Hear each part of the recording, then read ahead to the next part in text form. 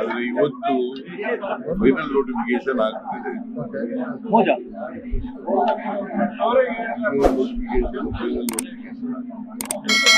ಅದರಿಂದ ಸ್ವಲ್ಪ ಲೀಗಲ್ ಆಗಿ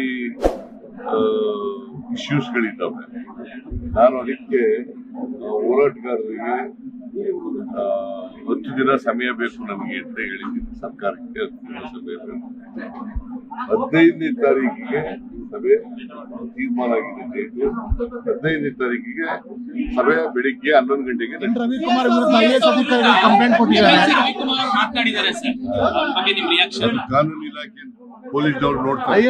ಆದ್ರೆ ಇವತ್ತು ಫೈನಲ್ ನೋಟಿಫಿಕೇಶನ್ ಆಗ್ತಿದೆ.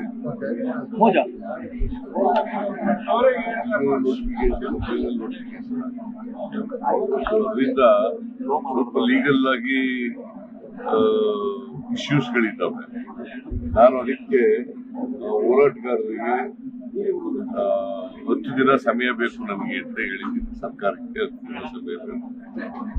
15ನೇ ತಾರೀಕಿಗೆ ಸಭೆ ತೀರ್ಮಾನ ಆಗಿದೆ ಡೇಟು.